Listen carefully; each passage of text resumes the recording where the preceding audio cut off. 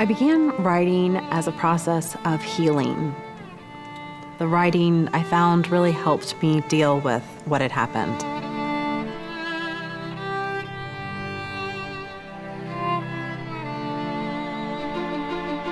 Since as far back as I can remember, I've had the same dream. I'm running. I was constantly running away from someone. We lived on 13 acres, so I could never get someone to hear my screams or run fast enough. I would run down the hill of the front to our house across the fields. There were many mornings that I would wake up after a night of running all night in my dreams, but then run down the stairs to play with my younger sister. We had a great time growing up together. We had that special bond that you hear people talk about. We were so close.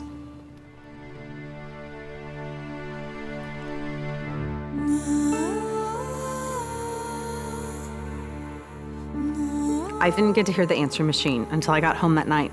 I remember there being an oddly high number of calls, but 3 of the messages were from my dad.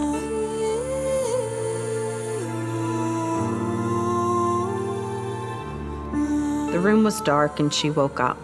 She was lying on her side and I put my head to her face and just held her. It was there that she told me the worst story that I had heard in my life.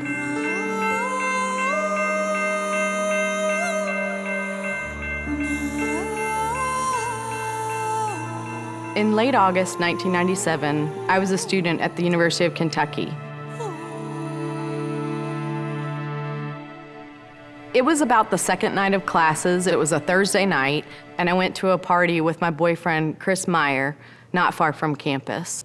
It was a little bit boring, so we packed up Chris's backpack with some beers, and we were gonna head down to the tracks.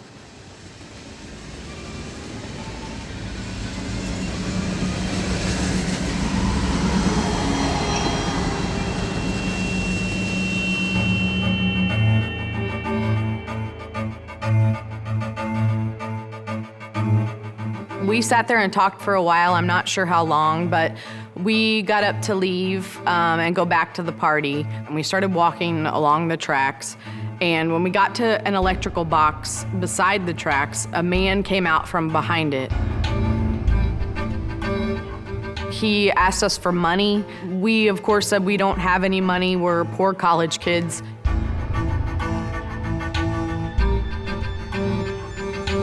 And I don't know if it was an ice pick, if it was a screwdriver, but he had it on Chris really the whole time. He asked Chris to get down on his hands and knees. He went through his backpack and didn't find anything that he wanted.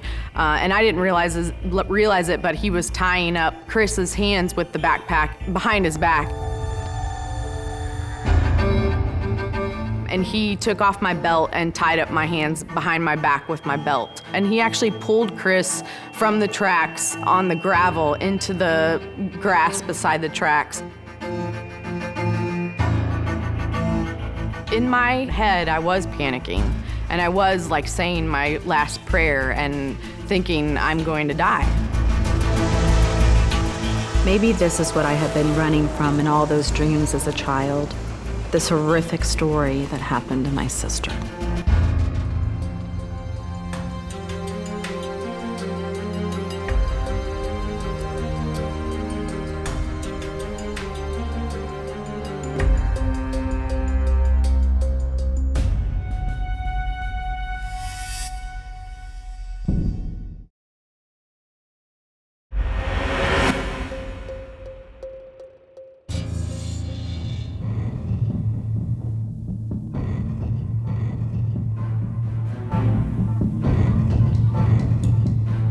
It was very dark and you couldn't see very well. So it was very startling to see someone come out that was crouched behind an electrical box.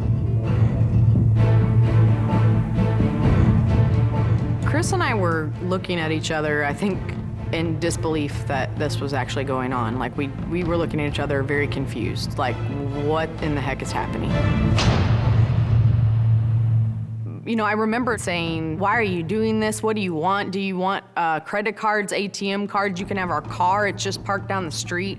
You know, we were just trying to figure out what he wanted.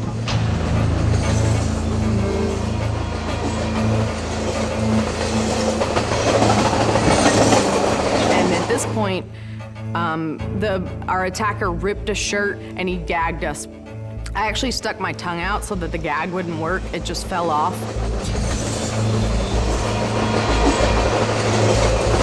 We had split seconds in where our attacker would go back up to the tracks and we were down in the grass. And so we could talk to each other. And Chris and I started strategizing, saying, okay, should I run? Can you get untied? I got my hands untied. I couldn't get my feet untied. I ripped Chris's gag off of his mouth. And so we were talking to each other, trying to figure out how we were gonna get away, because Chris kept saying, if you can get yourself untied, get away, run away. And because he couldn't his arms were all tied up in his backpack and he couldn't get untied. And I really don't know how much time passed before our attacker came down carrying a rock. And he came over and literally just dropped it on Chris's head.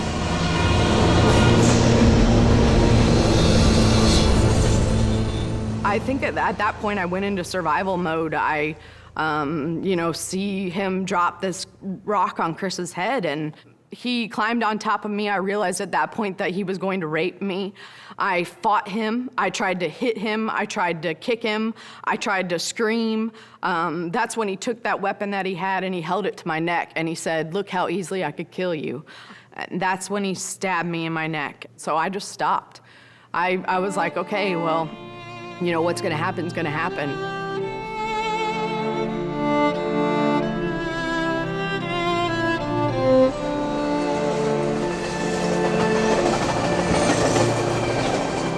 I was staring at every scar he had, every tattoo he had. I was thinking, let me remember everything about you that I can, because we'll get you at some point. And I tried to rip off my fingernails and dig in the dirt so that if I was taken away, someone would know that I had been there.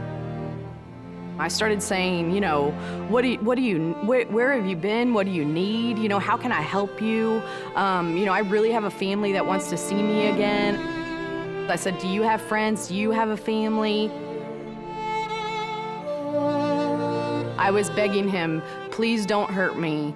I will let you go. I won't tell anybody what happened here, just don't hurt me. And that's when he started hitting me. I don't remember being hit. I was hit with some sort of wooden board. I think I put my hand up to block it, but I was hit 5 or 6 times in the front of my face, and then I turned over and I was hit 5 or 6 times in the back of my head.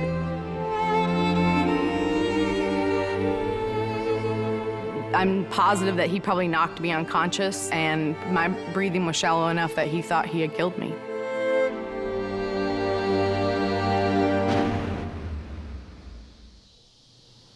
I don't know how long I laid there, but at some point I got up and I realized that he was gone. I knew that I was injured. I knew that I was hurt. I don't think I knew what my injuries were. I realized that my mouth wasn't shutting right and I was covered in blood. I walked about 200 yards or so, maybe on the rocks, along the tracks. It was probably 1, 2 in the morning. It was between 1 and 2. I was sitting in my chair studying.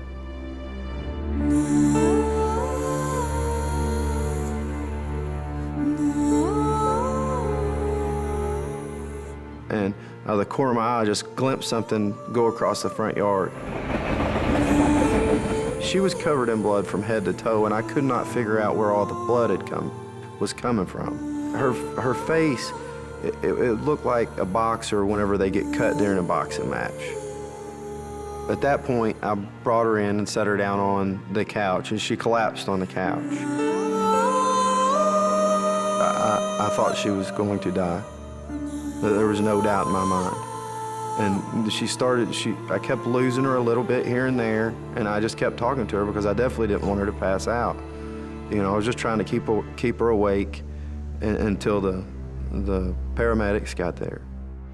And I did keep saying to him, my friend's still out there. Like, be sure they know my friend's still out there. My friend's still out there.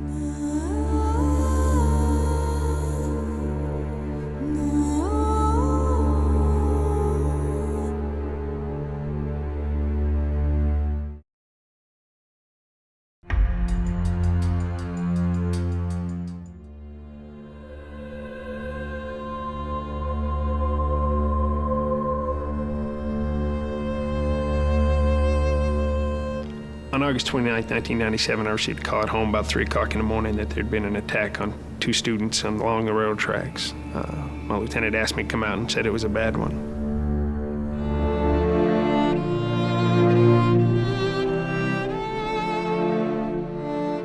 Another detective and I were sent over to the University of Kentucky Hospital to check in on the victim. On the way, we learned her name was Holly Dunn. Her face was disoriented. She had a broken eye socket, a broken jaw, lots of cuts across her face. And then, of course, staples of where they could, just to stop the bleeding, they couldn't even, cut her hair. They just stapled on top of her hair.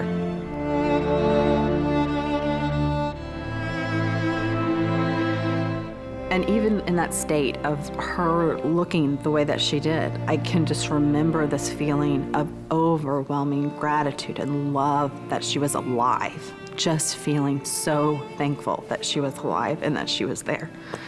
I have felt so guilty to not be there, to know that your sister is begging for her life. She is begging someone for her life, and you're sleeping.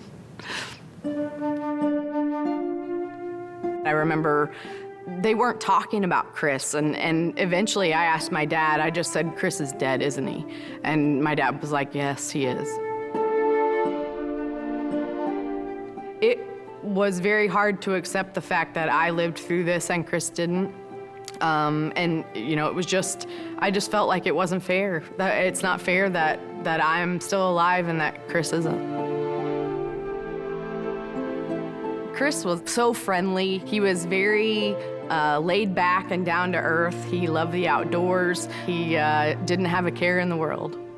I couldn't attend the funeral. I was really upset about that, only because I really wanted to attend. I had, never really got the chance to say goodbye, and I wanted to, have that chance to have some peace.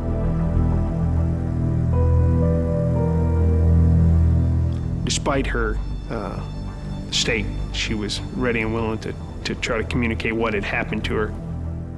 I was really trying to remember every detail about my attacker. And I remember hearing his accent, thinking, that is a Mexican accent.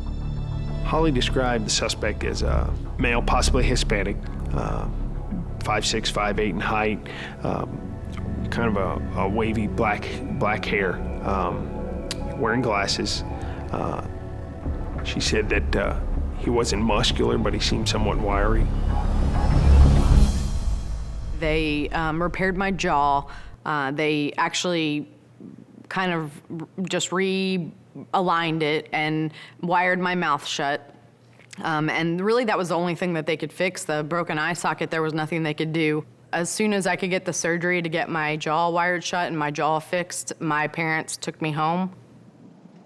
I definitely think that there's parts of me that wanted to retreat away. Right after this attack happened, I just wanted to lay in bed and not get out of bed again.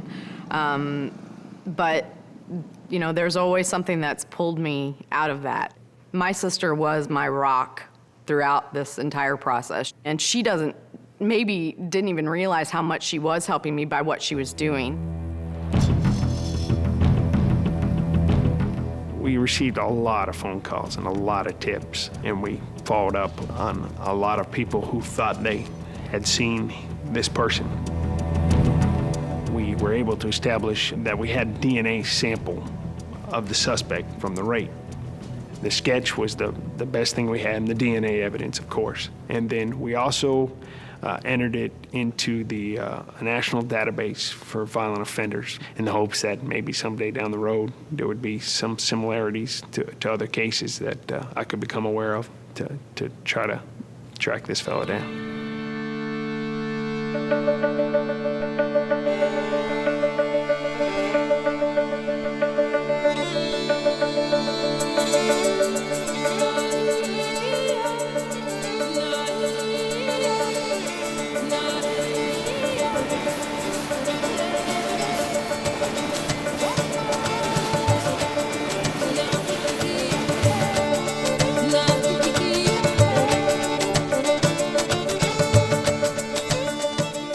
In December of 1998, a doctor was murdered in the Houston area. She had suffered both stab wounds and blunt trauma to the head, and she was also the victim of a sexual assault.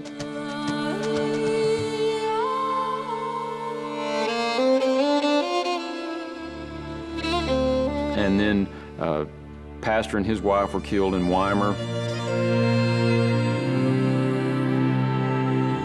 And the pastor and his wife were murdered in their bed with a sledgehammer that was found in a tool room there at the house. When we first started working it, we approached it from the standpoint of a fugitive investigation, and that was trying to learn as much as we could about the subject at hand. We knew that we had forensic evidence, we had fingerprint evidence that linked to a particular suspect, and both houses were in the near vicinity of railroad tracks. Somewhere around May or June of 1999, I got a call from FICAP, which was the national database that we put the info in. Got a call from them saying, listen, we've had another homicide near railroad tracks in Texas. It's a loose connection at best, but it was near railroad tracks. And after 2 years, we hadn't had anything of substance anyway, so we chased any lead. Detective Sorrell called, and we compared details about the cases, and realized that we not only had a serial killer that was within a 150-mile radius of Houston, but we had one that was in other states as well. They were able, through fingerprint analysis, to have a suspect. The suspect at that point had been identified as Rafael Resendez Ramirez. The majority of his attacks were by surprise. Often the people were in bed asleep when he was getting them. So he's like the boogeyman coming into your house. He supports the fact that true evil does exist in this world. To know that he was doing it again, that he was more violent, that he was killing more people, I started to feel like, wow, this is a lot bigger than me. It was almost like my worst nightmare coming true. That was when it became a national serial killer manhunt. We were driven. We had to catch him before he killed somebody else.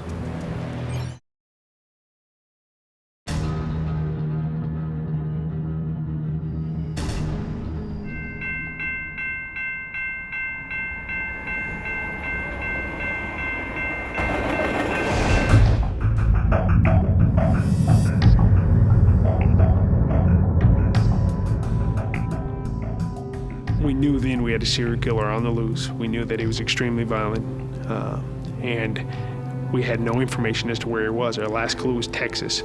So it was an all-out race then to try to figure out where he was and get hands on him. So everybody went to Texas. From what I've come to learn of Resendez, he was an immigrant, transient. He had done a lot of odd jobs, migrant work. He was prone to violence at least 20 years prior to this killing spree.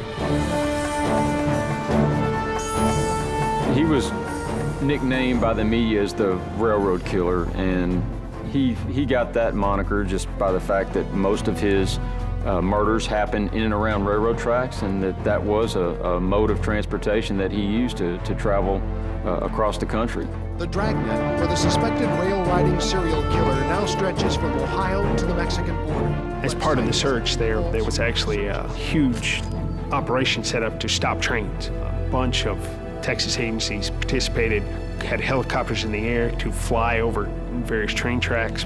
If they saw somebody, we'd get the train stopped and identify anybody on it. The sense of urgency was unbelievable because people were dying. He was continuing to kill, and he was killing effortlessly. No one was stopping him. He killed 2 women in one day, 90 miles apart. 4 days later, he's in a different state. People were scared. We are here today to announce that Rafael Resendez Ramirez has been elevated to the FBI's 10 most wanted list. Ramirez is the 457th person to be placed on... I just got really scared because it got so big and they still couldn't find him. They didn't know where he was, and that was, you know, a very scary time because I knew that he knew I was still alive. I felt that. So I was afraid. I thought he would come back and get me. I was so scared that I had to get out of the country. I signed up that day to go to school in England. The FBI, all the local agencies. There is evidence. Everybody was running leads, so the volume was huge, and you just started piecing the things together. But truthfully, the tip that made the case was a call from a family relative to America's Most Wanted. Tonight, we've got breaking news on a suspected serial killer. This is the man police have been looking for. This is a picture of him from 1995. Based on information from that phone call, it led us to go to New Mexico to speak with his sister. She hadn't been in touch with her brother, but she had been in touch with someone that was in touch with her brother, and that's where we started the discussions about Resendez and the fact that he was tired and that he might be willing to surrender. She became the liaison between United States law enforcement and the serial killer. I believe that his options were limited. This man had no friends. I mean, he was a loner. He had a high price on his head, and he had an entire nation, really 2 nations, looking for him. And I think the amount of pressure that was put on him ultimately led to him to have to make a choice.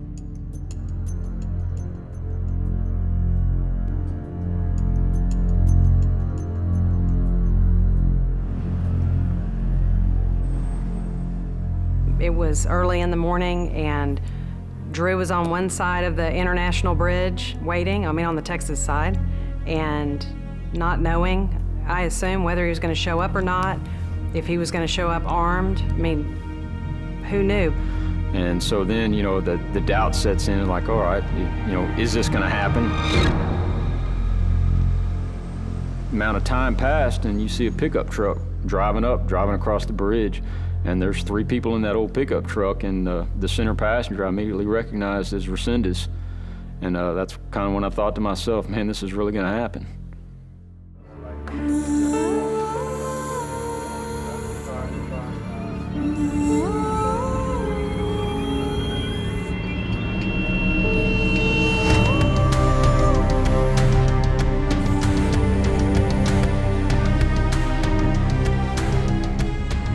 I closed my door and started crying because I was so relieved there wasn't, I don't want another case to prove up. I don't want another dead body. It was such a sense of relief. At the time of his arrest, Resendez was linked to 6 murders in Texas, 2 in Illinois, and 1 in Kentucky. For 2 years, we had operated under the belief that his name was Rafael Resendez Ramirez. We learned that he had a variety of names, but ultimately it was determined his name was Angel Maturino Resendez. I had been waiting to see this guy.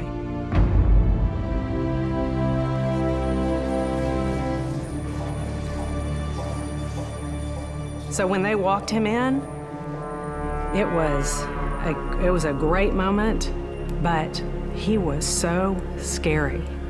He was a little guy, but wiry and strong, ropey muscles on his arms, and curious. He'd look at everybody in there, he'd looked at me, and there's nothing there. There was nothing there No humanity, no emotion. It's like somebody took a black magic marker and colored his eyes. They were flat black and an expressionless face.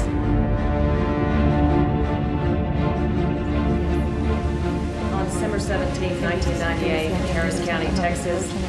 But I just buckled down and just decided this is gonna be, it's gotta be about the victims. And it's gotta be about getting this guy dead, honestly. It's gotta be about convincing a jury to give him the death penalty because he so richly deserved it and earned it.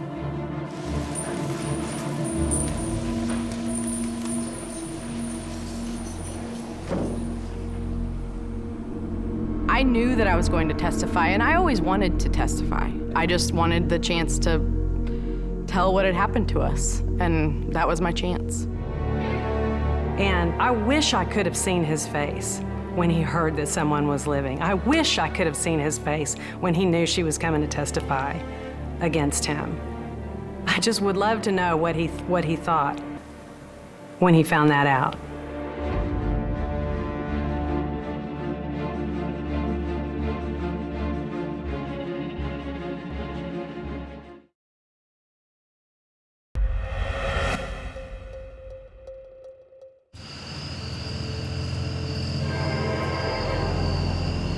I don't have things that I think about all the time. I can't forget about Chris being hit, the rock hitting him. That really is probably the part that I try the hardest and can't forget.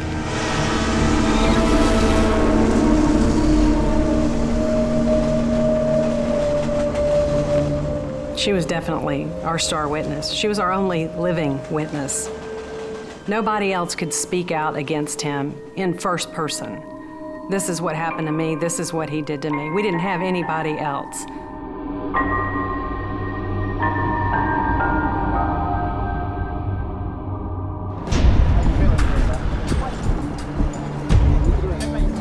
I can't comment. Well, if what we know about him is true, he is everyone's worst nightmare. Trial started in May of 2000. It was held here in Houston. He was so different at trial. I guess sitting in jail, he got fat, he got the jailhouse pallor, it grew his hair greasy. There was not a shred of humanity about this man. He did not deserve to live among us. I wanted to put him down. Resendez faces capital murder charges in the stabbing death of Dr. Claudia Benton. She had been sexually assaulted, stabbed, beaten in the head. He was only charged with one because that's all you need to get the death penalty. He ultimately pled not guilty by reason of insanity. The evidence was overwhelming as to his guilt, so that was really his only out, was the insanity defense. We knew we were battling with the jury not wanting to believe that someone could do these horrible things to people and be sane. A lot of people did not want to believe you have to be crazy to do that to somebody. You'd have to be crazy.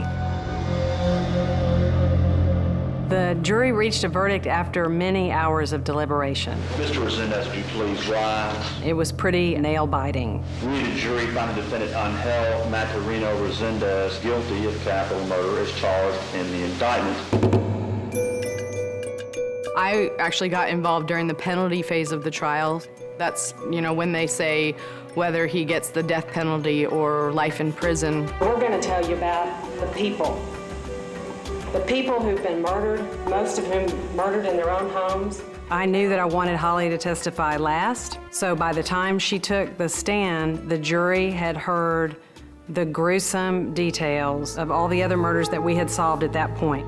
It was a horror show.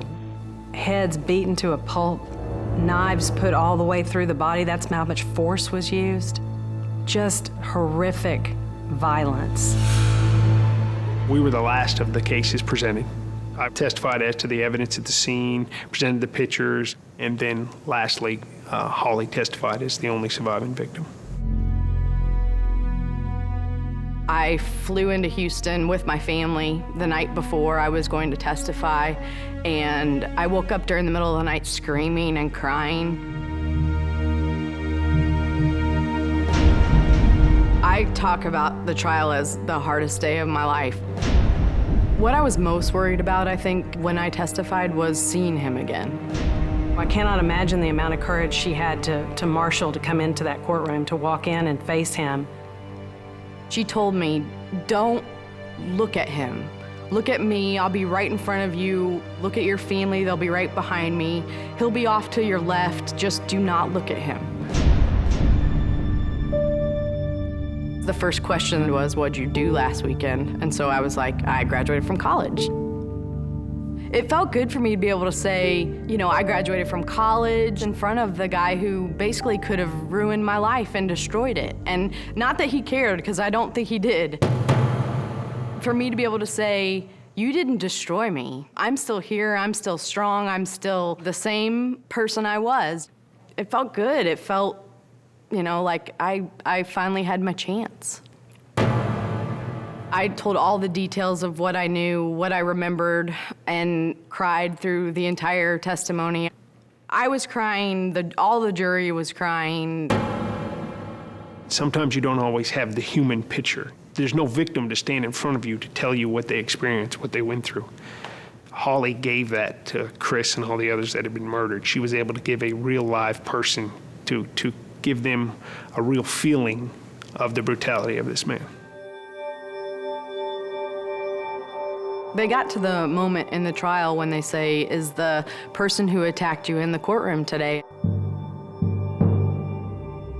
I hadn't looked at him yet. I knew he was there. I said yes. I wanted it to be the last thing that jury heard, and the last thing they saw was Holly Dunn sitting on that witness stand saying, that's the man.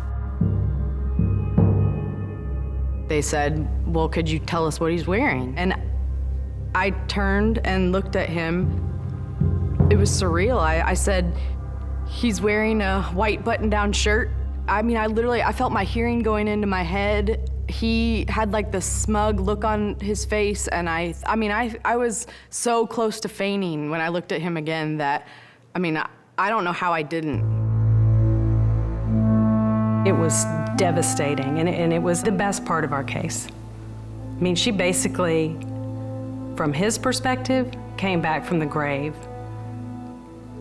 to nail him.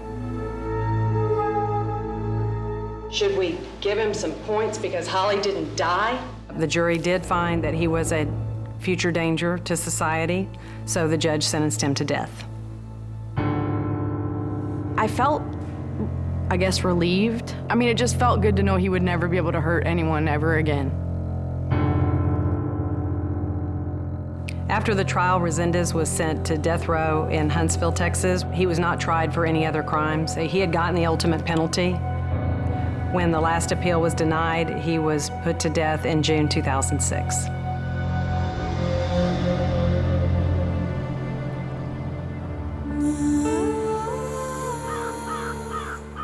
I chose not to attend the execution.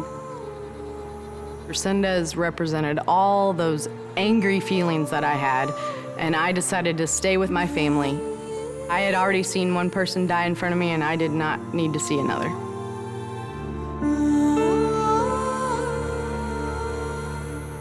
I read an account of the execution, and it said that right before they injected him, his feet were shaking under the sheet. And I hoped that he experienced some of the fear, just that Holly did. That gave me a small sense of satisfaction that he was scared.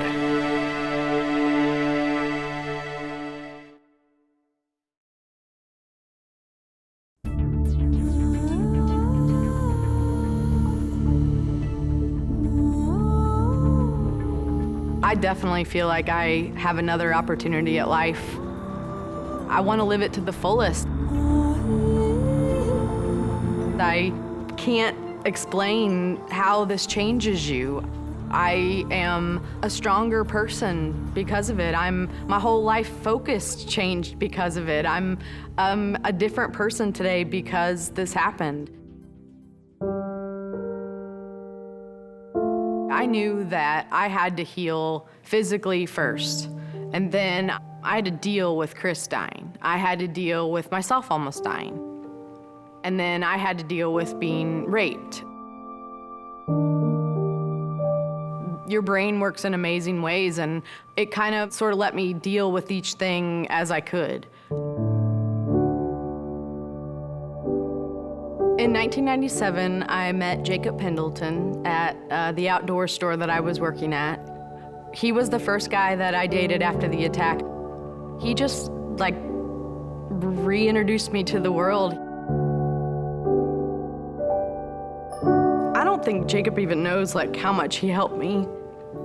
There'd be days that I would literally cry to him, and he would just listen to me and, you know, really wouldn't judge me at all, which was great.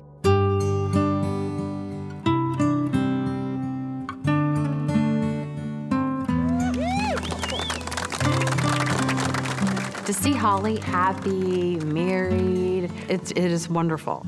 She has led our family in how we have recovered from this. It could have gone a completely different way where our family was devastated by this. And instead, you know, we are just so happy for how she has led her life. Please welcome Holly Dunn Pendleton. It was August 28th, 1997, the second day of classes at the University of Kentucky. I started speaking about 2 years after the attack. He said, "Look how easily I could kill you." And then he raped me. To me, it felt like part of my healing process to talk about it and to cry about it and to be emotional, because for so long I had to kind of detach emotion from it. The way that I went on with my life was I had to forgive him and look for the good that could come from this. When I was speaking, I didn't have to worry about that. I could work through my emotions, and that really helped me in my healing process. Being a survivor is one thing, but helping other survivors and knowing how to do that in a professional manner was another thing. Holly's House is a child and adult advocacy center in Evansville, Indiana, that provides a safe reporting location for victims of intimate crimes. We opened on September 2nd of 2008, and we have served over 300 victims since that time. How are things? They've been pretty steady.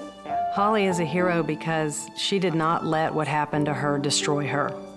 She decided to make it her reason to live, or her reason to help people. How are you? Fine. It's important to me for victims to be supported, for them to know that they're not going through what has happened to them alone. I get support through victims that come through Holly's House. I feel like through helping others, they're helping me. We sort of do it together.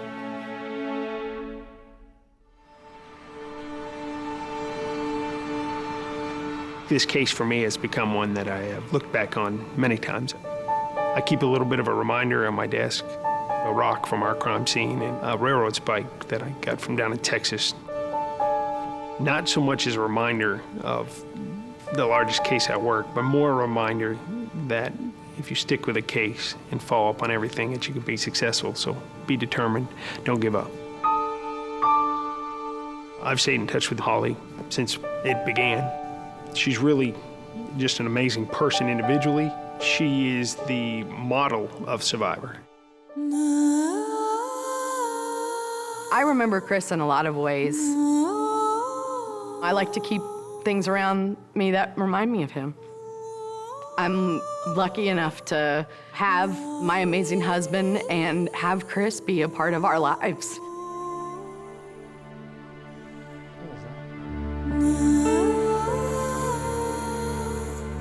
I think to get over my survivor's guilt that I had to know that I lived my life not just for me and not just for Chris. I'm living my life for all of Resendez's victims, for all of them. And that I have to,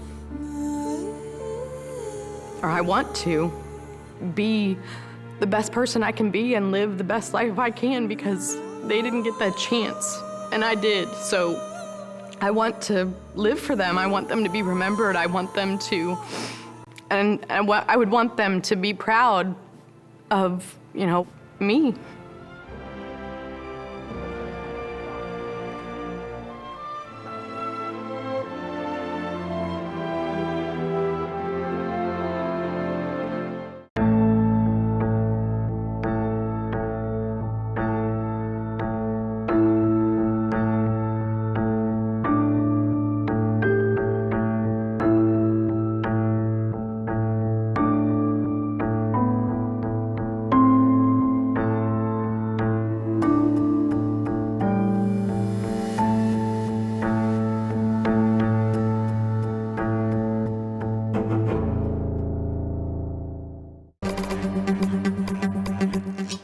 July 1997. 911 emergency. Man's been shot. Johnny Versace.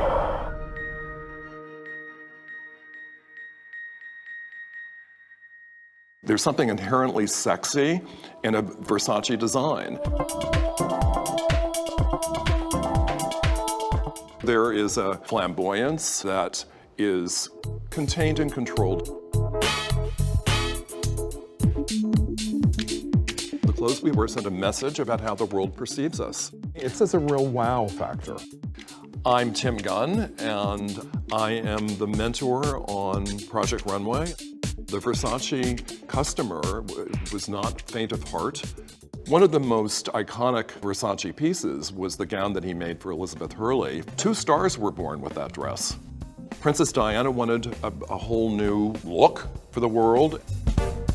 And Courtney loved it also. I mean, he took her from trashy to sophisticated. Versace helped put Miami on the international map. My name is Tara Solomon, and I am the Miami Herald's former nightlife correspondent. Versace brought his entire world of fabulosity. And while he may have had homes all around the world, he came to Miami Beach to relax. Do you remember where you were when you heard that Versace had been murdered? Oh, I remember profoundly. I opened up my computer and it flashed before me that Gianni Versace had been murdered. I was stunned. When Versace was killed, there was pure pandemonium. On that particular morning, Gianni Versace decided to go over to the News Cafe, and it was on his return home, approaching the door, he was shot and killed.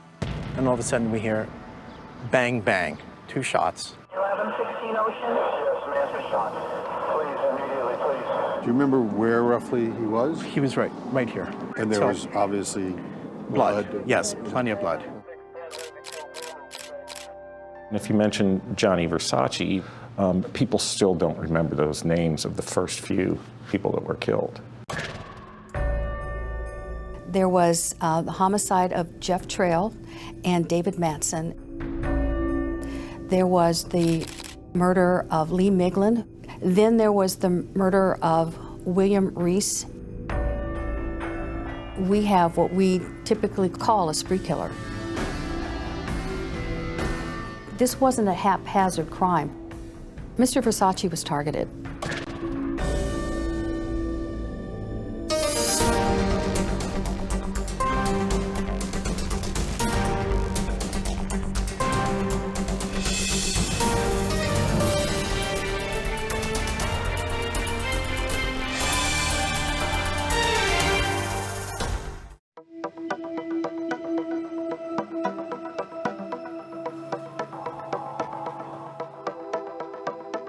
World-famous fashion designer Gianni Versace fatally shot. Gunned down outside his mansion in Miami Beach, Florida. Turned into a gruesome crime scene early this morning.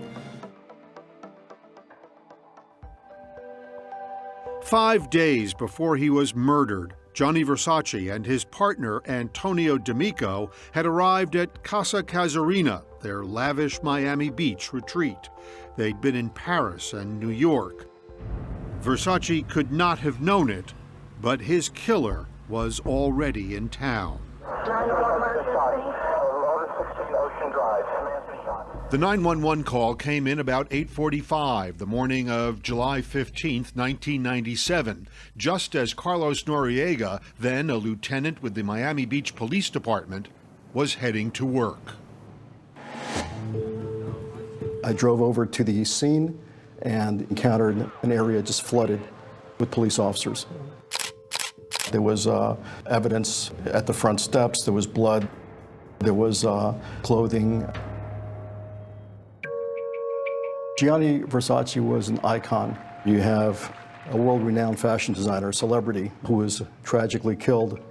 This was all hands on deck. Yeah, you don't want to screw this case up. Exactly.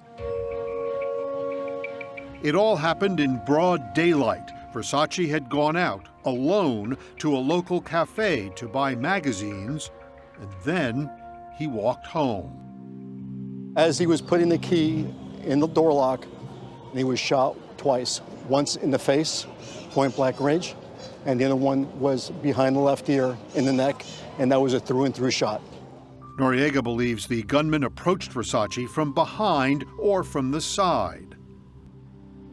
I believe he was shadowing him.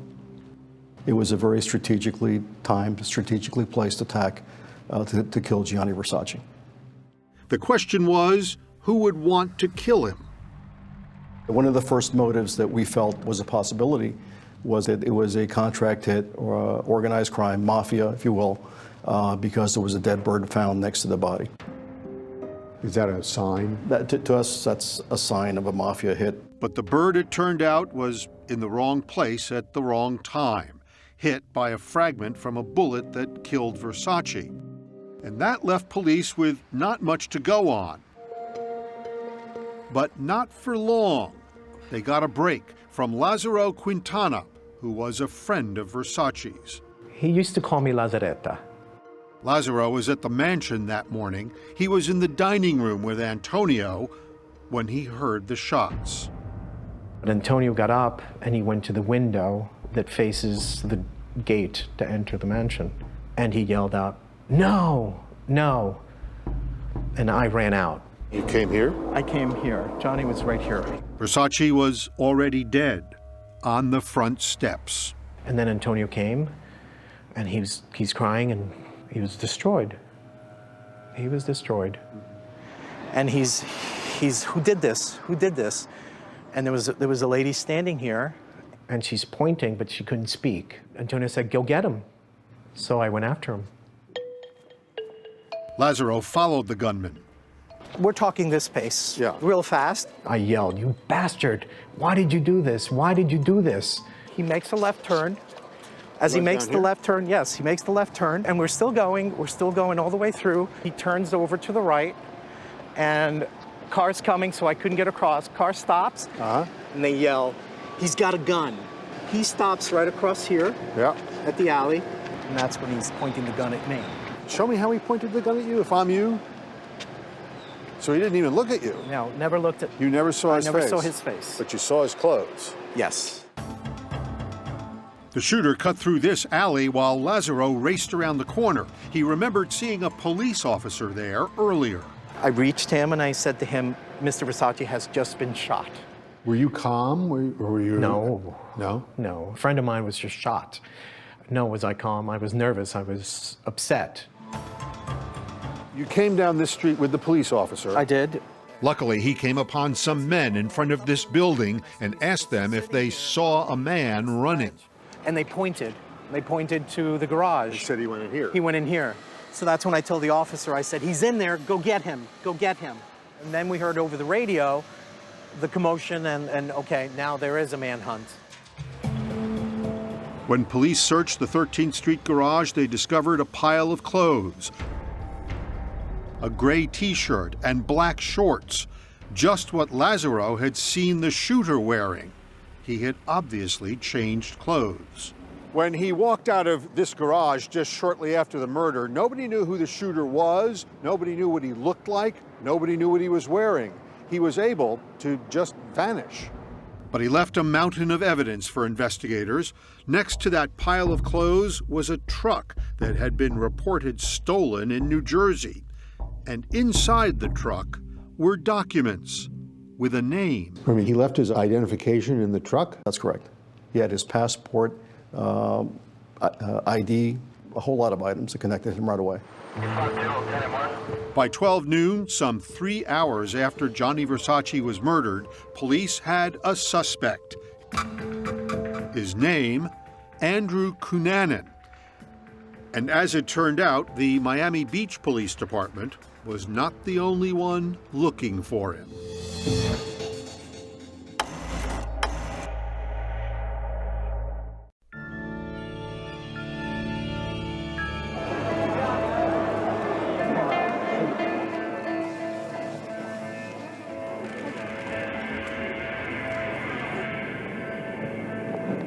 In Milan, Italy today, those who knew and admired Gianni Versace said goodbye to the murdered fashion designer.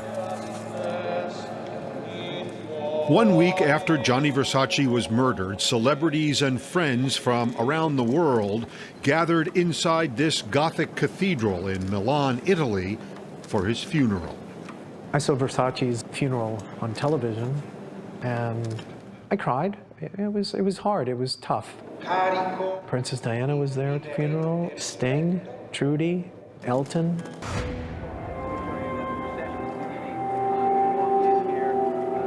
In Miami, not far from where he was murdered, there was a small, intimate service to celebrate the designer's life. The flowers left on the steps of Versace's opulent mansion served as one somber reminder of what had happened. We consider Andrew Cunanan to be armed and to be extremely dangerous. The police activity was another. They were tracking every lead they could, hunting for Gianni Versace's suspected killer, 27-year-old Andrew Cunanan. You had a very good suspect. Michael Band was the prosecutor assigned to this case. And our first step was to go out into community with pictures of Cunanan and start beating the bushes and looking for this guy, looking to figure out, is this the guy? Authorities were starting to learn all about Andrew Cunanan. 3 months before Versace's murder, Cunanan was living in San Diego, and his life was, to say the least, complicated. I thought he'd be a very successful businessman, or maybe in the fashion industry, or something star quality like. Back in the 80s, Robert Aarons remembers his 7th grade classmate Andrew Cunanan as a good-looking kid with a keen fashion sense. I remember Andrew would put dimes in his penny loafers. It was always that little extra something that made him sort of stand out and get noticed. Andrew sort of had this air about him that I thought was kind of beyond his years at that time. According to Aarons, Andrew Cunanan grew up in a working-class San Diego suburb and did not share much about his home life. I had no idea who his mom was, his dad, whether he had brothers or sisters. I had no idea who was half Filipino. Andrew's father, Modesto, was a former Navy man turned stockbroker. He and Andrew's mother, Mary Ann, raised 4 children together. But Andrew stood out. He had a genius IQ, so he enrolled in the pricey and prestigious Bishop School in the Tony Beach enclave of La Jolla. When I heard that he was going to La Jolla and transferring to Bishop's, I thought, well, you've got to have money. That's a private school. The class of 1987 mentioned Andrew Cunanan as most likely to be remembered. He chose a quote from King Louis XV to accompany his senior photo, "Après moi, le déluge." After me, the deluge. Turns out those words could have been an omen. A year after Andrew's high school graduation, his father was facing embezzlement charges. He fled the country, leaving his family abandoned and broke.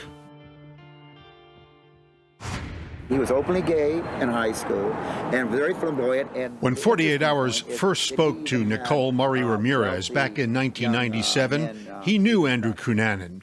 Today, he still remembers Cunanan as the young man who didn't have a job, but was a big spender and an even bigger talker. Andrew Cunanan was basically known in the gay community's nightlife and the bar scene. He would walk in with an entourage and always pay for the bill. He wanted the illusion that it was his money. He tried to brag that he came from a Filipino family and he knew the Imelda Marcos. Michael Williams owned a local restaurant and knew Andrew Cunanan. He also knew where Cunanan really got all that money. He had a very wealthy older partner who really provided for him. How much older? I would say probably by 40 years. What did you make of that relationship? I stopped trying to figure that out. I was like, here's this young, attractive, good-looking guy with this extremely older man. I mean, I can't imagine what the connection was there. I would imagine that you had an idea what the connection was there. I did, Michael Williams was introduced to Andrew through their mutual friend, a young ensign named Jeff Trail. Andrew was very pretentious, loud, always had to be the center of the party. Jeff was opposite of that. Jeff was pretty conservative and quiet, always helping people. Trail was an Annapolis graduate and a Gulf War veteran living in San Diego. He was also gay, as out as was possible. Tonight on 48 Hours, the battle over homosexuals in the military. In 1993, when he appeared in Silhouette for a 48 Hours interview, he talked to us about issues affecting gay people in the military. We're not here to be feared. We just want to do our jobs. That's all we're asking for. While Trail and Cunanan were friends, to the best of anybody's knowledge, that is all they were. Jeff was always had the contagious personality that where you just wanted to be around him. And I think that, in a way, Andrew wanted that in his life. So surrounding himself around Jeff, he always seemed very happy and up. You did not like Andrew? No.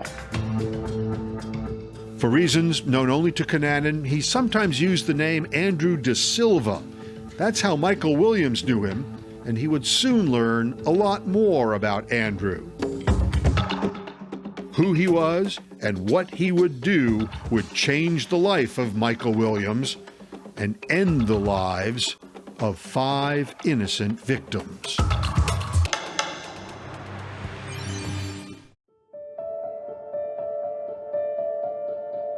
Tracing Andrew Cunanan's blood-soaked path to Johnny Versace's front door means following a series of unexplainable events punctuated with unfathomable viciousness. None of the dots are easily connected, except in the mind of the murderer. The road begins with Jeff Trail. He just had that charisma about him. It was Trail who befriended Andrew Cunanan, and Michael Williams believes his friend knew Cunanan had lived a dangerous life. Andrew had a past of dealing drugs. He had a past of prostitution. And I really think that Jeff was trying to pull him out of that. Williams says Jeff Trail had left the Navy and was training to join the California Highway Patrol. And then, suddenly, and with no explanation, in the fall of 1996, Trail moved to Minneapolis. The day that he got in the car to leave, I said, please be safe. And he reached under the seat and he pulled out his handgun. And he said, I'm going to be safe. I've got this. Around that same time, Jeff Trail's friend, Andrew Cunanan, was struggling, according to Nicole Murray Ramirez. He was not good looking anymore. He had to have looked in the mirror and saw what I saw, which was a 6 going down to a 4. What was left for his life? Cunanan had gained weight and given away much of his expensive designer wardrobe. He had dabbled into drugs. He was now an older young man with average looks. On top of that, his older, wealthy partner broke up with him.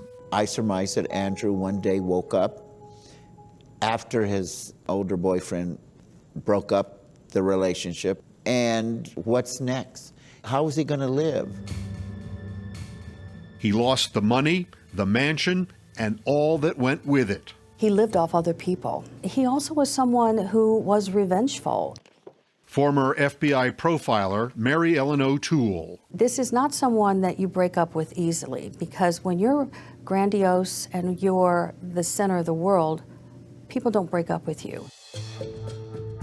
And then, for reasons Cunanan never fully explained, on Friday, April 25th, 1997, he went to Minneapolis. He flew from San Diego on a one-way ticket. Do you think that he went up to Minneapolis with murder on his mind? Yes, I think that he did. Cunanan knew people in Minneapolis. Jeff Trail was there. And Michael Williams thinks something happened between the two of them. I called to check on Jeff, and he was just really depressed. It alarmed me. We'd never had a conversation like that.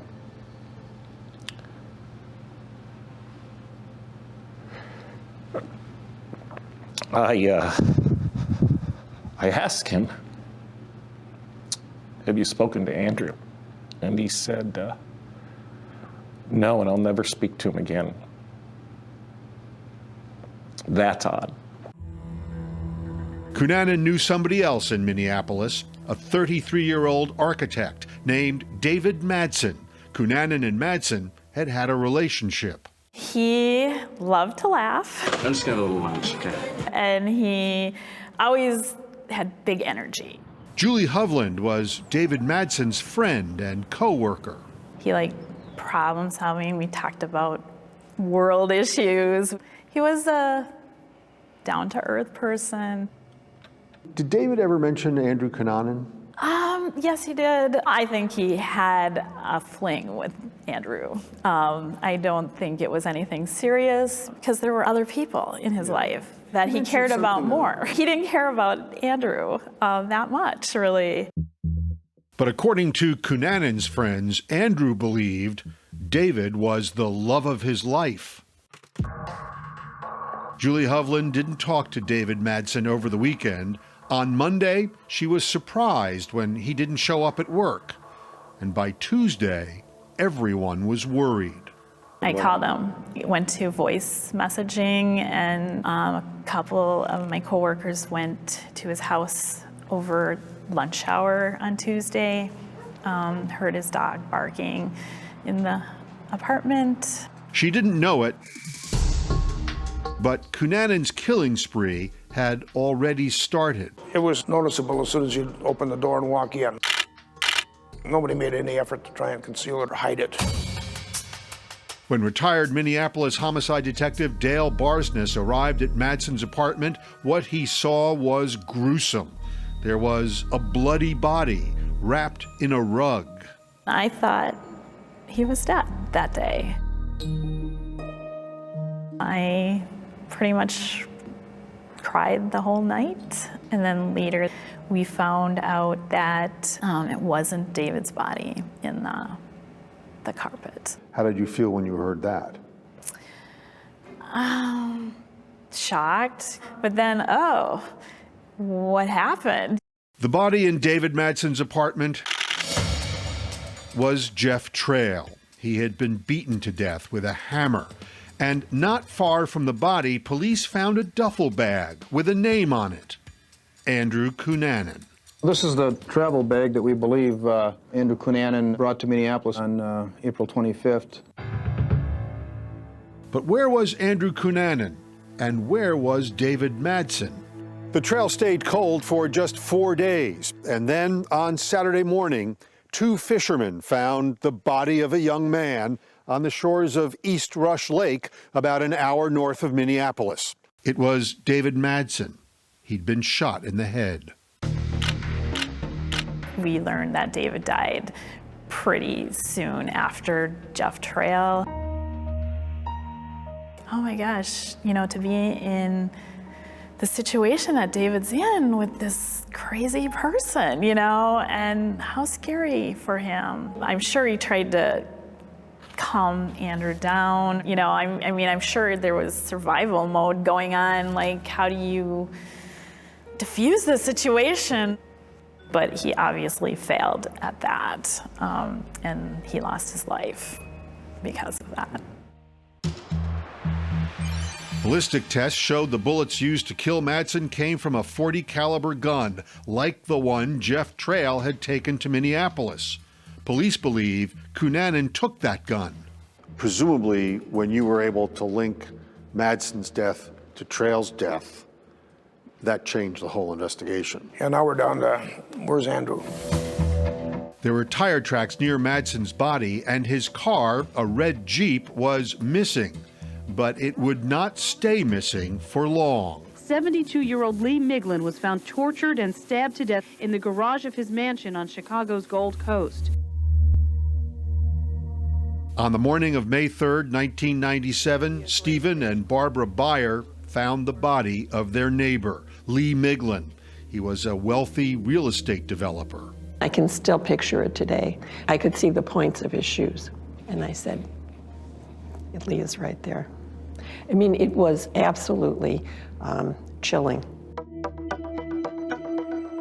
Inside Lee Miglin's townhouse, there was some money and other things missing, and there was evidence the killer had stayed a while. Police photos show he had shaved and taken a bath. Debris in the kitchen sink, melted ice cream coming out of their containers. Then in Lee's library, finding this large ham sliced sitting on his desk. That was plenty to recognize that something very, very bad had gone on. Around the corner from the murder scene, police would discover David Madsen's red Jeep. But now Lee Miglin's green Lexus was missing. To this day, police do not know what, if any, connection Cunanan had to Miglin. But they feared Cunanan would strike again.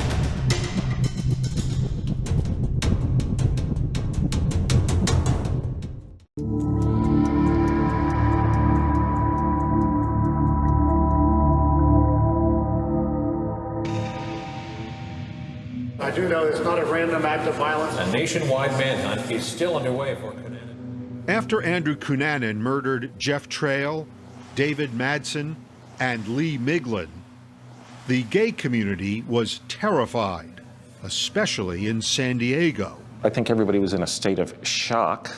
I think some people were in a state of fear. People didn't answer their doors. People that knew him the most stayed other places. Michael Williams relocated to Scottsdale, Arizona. Everybody was on very high alert. Because you didn't know where he was going to strike again. Yeah. Just 6 days after he killed Miglin, while Cunanan was on the run in Miglin's green Lexus, police believe he realized the FBI was tracking the car phone's signal, and he needed a new vehicle. He's believed to have struck here in Pennsville Friday afternoon at the remote Finns Point Cemetery at Fort Mott Park. FBI is going to work it concurrently with the New Jersey State Police. The Lexus was found at this cemetery in southern New Jersey. Inside the office lay victim number 4. He was 45-year-old William Reese. He'd been shot in the head, and his red pickup was gone. Yeah, all he was a caretaker at a cemetery. Minneapolis Detective Dale Barsness says William Reese was killed simply for his truck. You know, he just was a very honorable man. In the wrong place. Absolutely. At the wrong time. And alone. You're ensconced somewhere in Scottsdale. He's last heard of in New Jersey. Can you relax? No. Until he's caught, you don't relax. As Gianni Versace was in Europe working on what would be his final collection, Andrew Cunanan was the focus of a nationwide manhunt. He was featured on America's Most Wanted. Police say Cunanan may be wearing glasses. And earned a spot on the FBI's 10 Most Wanted list. You think he enjoyed the attention that he got? Oh, I absolutely do. Former FBI profiler Mary Ellen O'Toole. He basically held the United States hostage because we were looking for him everywhere. We didn't know where he was. O'Toole says, having murdered 4 men in 3 states over 12 days, Cunanan was now considered a spree killer. A spree killer continues and continues and continues and does not go back into their normal life. Life as they know it, it's done. So O'Toole believes Cunanan knew he had nothing to lose. There's no way to undo what he's done now. Absolutely no way. So he's really boxed himself into a corner. From a behavioral standpoint, that makes him more dangerous. But then, for 2 months, there was no sign of Cunanan.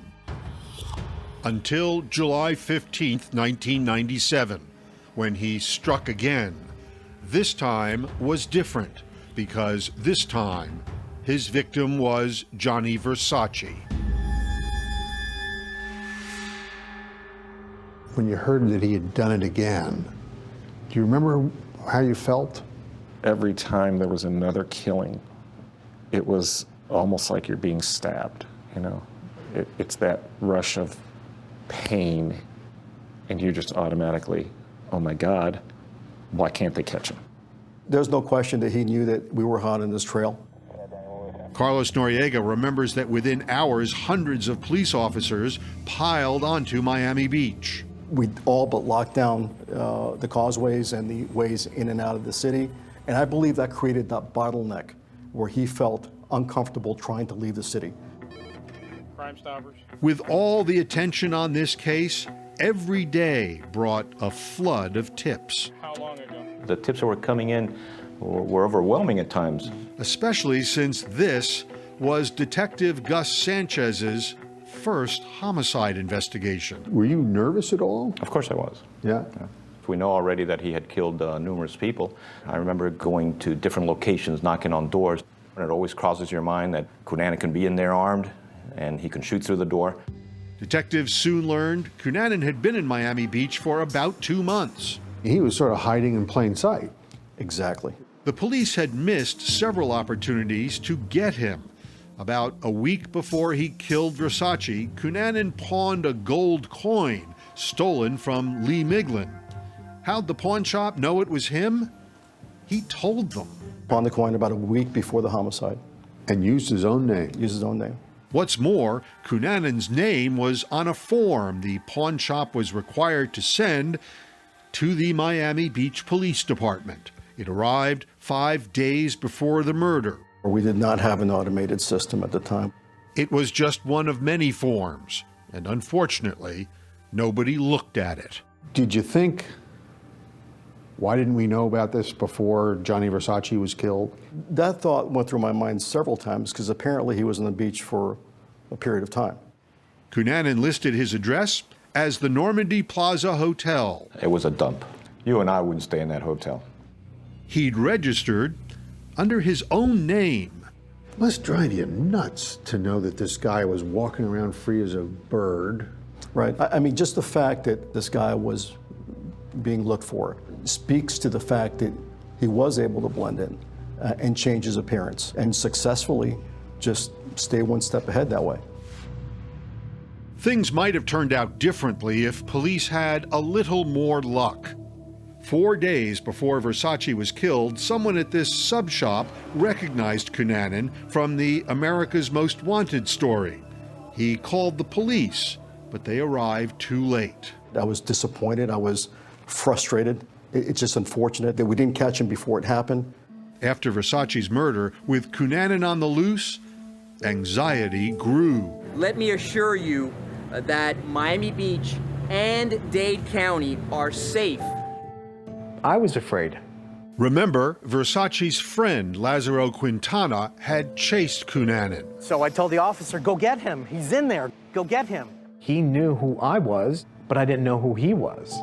How did you behave when you were out? Scared, cautious, looking over my shoulder a lot. Literally? I mean, absolutely. Oh, yeah, I mean, I got goosebumps on it, absolutely. This man had a gun. This man knew what he was doing. The longer Cunanan dodged police, the more intense the hunt became. I think the police were getting anxious. Where could he be? What kind of resources did he have? Former prosecutor Michael Band. That's a lot of pressure. That's a lot of pressure on law enforcement. The whole world's watching, but we don't want anybody else dead. There was a sense that maybe we lost him by some people. I just thought that he was hiding out. And then the tip came in that would change everything. Here we go, guys. I get a call, Michael, I think we found him.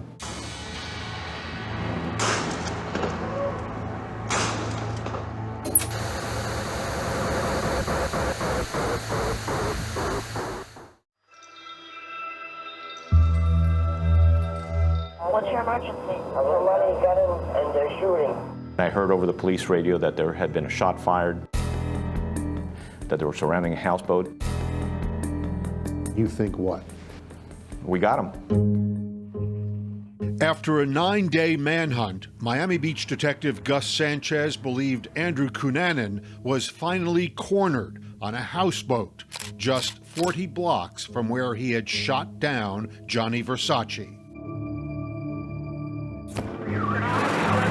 When Sanchez arrived, it was a standoff. At this point, nobody's seen Cunanan on the houseboat. No, there's no confirmation at this point. The houseboat's caretaker saw signs of a break-in, and when he went inside, a shot was fired. Police quickly surrounded the houseboat. They are communicating by bullhorn with the houseboat. After a 4-hour siege, the SWAT team fired tear gas and went on board.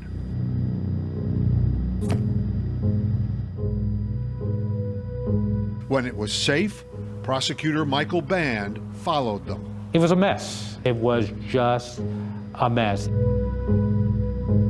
In an upstairs bedroom,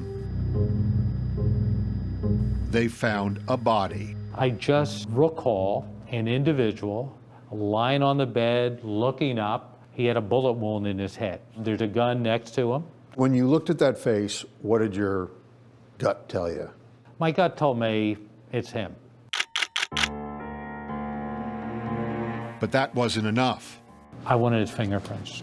As Band waited, an expert at the scene compared fingerprints from the corpse with Cunanan's. He looks up and he says, it's him. The reign of terror brought upon us by Andrew Cunanan is over. It turned out Cunanan shot himself with the same gun he used to kill Johnny Versace, William Reese, and David Madsen. It was the gun he had taken from his friend and first victim, Jeff Trail. There's a sense of relief. But this was not the outcome Michael Williams hoped for. I didn't want him to do anything but go to jail and rot. Andrew Cunanan's suicide left the world with a pile of questions. Was there any connection between Johnny Versace and Andrew Cunanan? There have always been rumors. There is no hard evidence. Do you think they knew each other? I think there's a strong possibility that they crossed paths before. And that plays into his motive. I think so. I think they knew each other. Or he wanted to be in his circle and maybe he was rejected. And this is all speculation. There is some sense it's not complete. Why'd he do it? What was the folks in Minnesota? Why Chicago? Why New Jersey? Why Versace? Was there a connection there? Was this just some sort of serendipitous, unfortunate occasion where just two lives intersected at the wrong time? And we'll never know. We'll never know. 20 years after Versace's death, Tim Gunn says Versace's influence still lives. Sexy, alluring, gorgeous red carpet gowns, it's all attributable to Gianni Versace. Singer Bruno Mars not only wears Versace, he mentions Versace in one of his songs. If guys like Bruno Mars are singing about Gianni Versace 20 years after his death, what in your mind does that say about Gianni Versace? That he's fully embedded in our society and culture and has a profound legacy. I feel his presence when I'm designing. Leanna Aguilar, a Project Runway contestant, was just a teenager when Versace was killed. There are Versace elements in what you're wearing today, right? Yes. Tim Gunn saw this and he said, "This looks like Versace," and I was like, yes, mission accomplished. Of course, the memories are infinitely more personal for Michael Williams, who lost his best friend. And 2 decades later, it still hurts. This hasn't left you. I'm better. It's taken me years. You know, if it was just Jeff being killed, would be one thing. But then you got David and Lee Miglin and William Reese and Johnny Versace. 5 people that you're now connected to. It is a connection no one would ever seek. The world lost an icon, but 5 families lost loved ones, friends lost friends, all for a reason we'll never know, if there ever was one.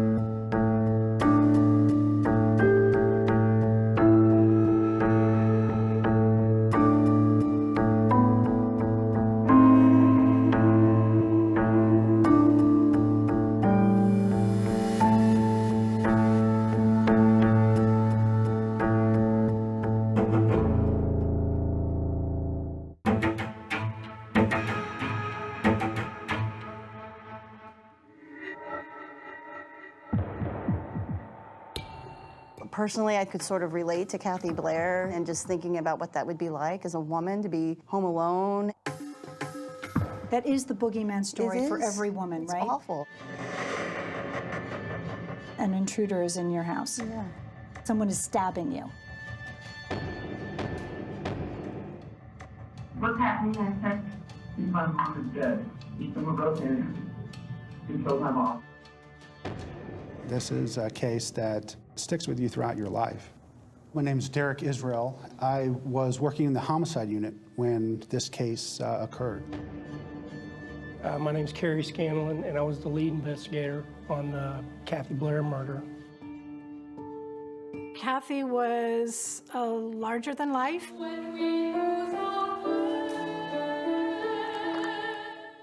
She's my big sister. I have always thought everything Kathy did was amazing. How would you describe her from a student's perspective? She was so kind, just believed in me wholeheartedly. It still makes no sense. Who kills a choir director? Who does that? A monster. I get notified that there's been another murder. The victims are an elderly couple. They were the best parents you could ever want. They were just sweet people, like anybody's grandmother and grandfather. Right from the get-go, it started sounding really familiar. It's so violent, and it's eerily similar to Kathy Blair's. And when we saw the connection, we just continued to work the investigations together. You know, Kerry and I both kind of came to the conclusion that there was a serial killer working here in Austin. I was out testing a thermal scope. I needed to get some video of some deer. Rob Leaf has this thermal imaging scope. It's a night vision rifle scope. So I saw the car pull up and park. I zoomed in with the scope, and by the time I had zoomed in, someone had gotten out, walked over to the sidewalk. That is just unbelievably chilling. The last thing they were expecting was high-resolution thermal video. This video showed the murderer walking towards Kathy Blair's house. The actual killer? The actual killer.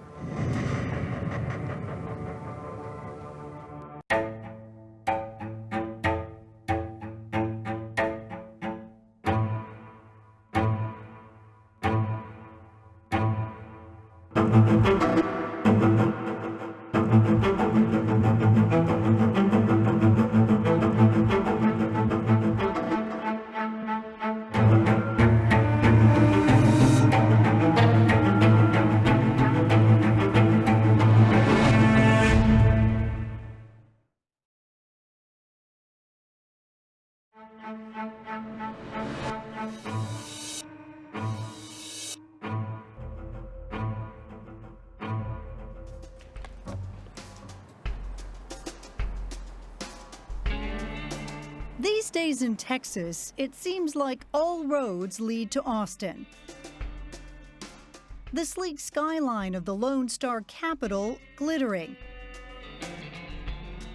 A boomtown that welcomes newcomers chasing dreams. It's a city charged with life, an unlikely place to find tragedy as dark as the death of a dreamer like Kathy Blair. She loved life. You loved being around her. What were the things that were important to her? She had, I think, a sense of justice, right and wrong. Kirsten Matheson is Kathy's younger sister. She was bossy. And even as kids in California, it was clear Kathy had a passion. She was always singing. She had a God-given talent, which was her voice. It was music that led Kathy to Austin.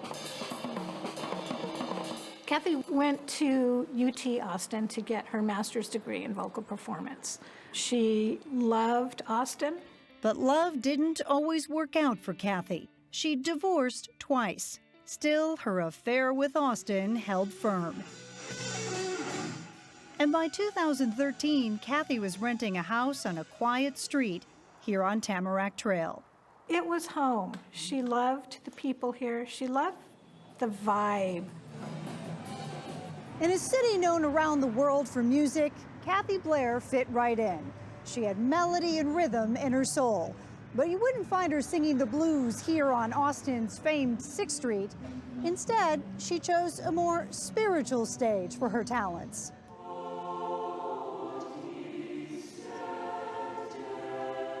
Christian Choral Society was a positive social setting. The kids were kind to each other.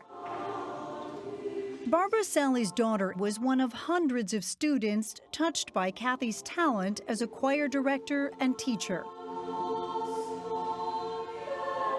I think she lived, breathed, ate, slept music. Barbara, along with Kathy's student, Kristen DeGroot, met with us to share their memories of Kathy. She was so kind, just believed in me wholeheartedly, which was something I really needed. And for Kristen, Kathy was a role model. She and I were the same. Music needed to be in our lives or we would die. She was their teacher and their mentor. One of her friends called it the Kathy Nation. The Kathy Nation? The Kathy Nation. It was December 6th, 2014.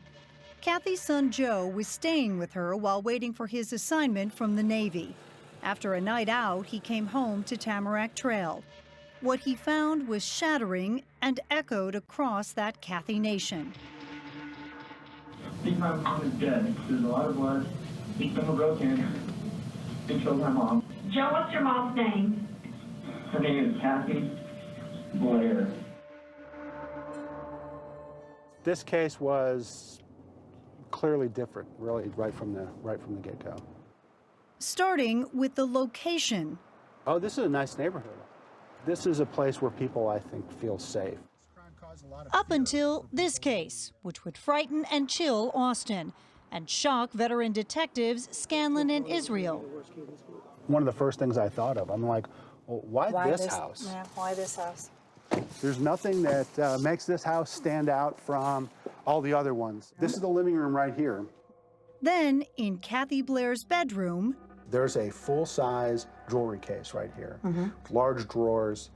All the drawers have been pulled out and they're stacked up.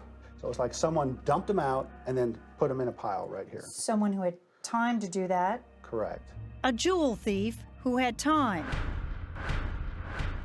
Because Kathy Blair was already dead. This murder started right here on the bed. 53-year-old Kathy Blair lay alone, asleep in her own bed. She awoke to the ultimate nightmare. Yeah, Kathy Blair fought like hell. Choked, stabbed, and finally slashed across the neck. The wound is a fatal wound, but she still has time, to put up that fight. She fought for her life. Kathy's here, and there's blood all around her. So much blood that it formed the timeline of a murder. There's a light switch. And on that light switch, we saw blood, like a blood swipe. That told us that the perpetrator had come in here after the murder and switched that light on. There are more blood swipes on these drawers. And that tells me the murder of Kathy Blair occurs before these drawers were removed. Word soon spread across Austin and across Kathy Nation. I just said, no, that's not what happened. That cannot possibly be what happened. Was Kathy Blair the kind of woman who might have an enemy who would do that? No. She didn't have a malicious bone in her body. Why does someone come in here and murder someone in order to steal a little bit of jewelry? You know, it doesn't make sense. It would be the first in a hideous series of senseless events. It's just one of those moments where you're in disbelief. You think you're living in a dream. This does not happen. But it did happen, and the killer left almost no evidence, no DNA. No fingerprints. No fingerprints. And no blood from the killer. No. Israel and Scanlon would need all their street smarts and then some, because just 9 days later, I get notified that there's been another murderer.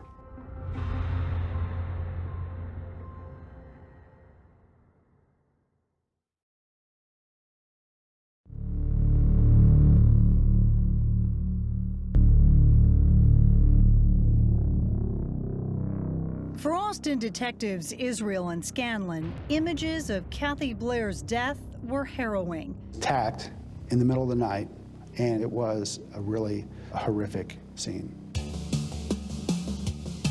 But there was no physical evidence from a killer who made virtually no mistakes, and that meant there was no clear suspect. Then suddenly the search for a suspect changed in a way no one could imagine. It was around 1:30 a.m. on the night that Kathy Blair died. One of her neighbors was out for a late-night walk.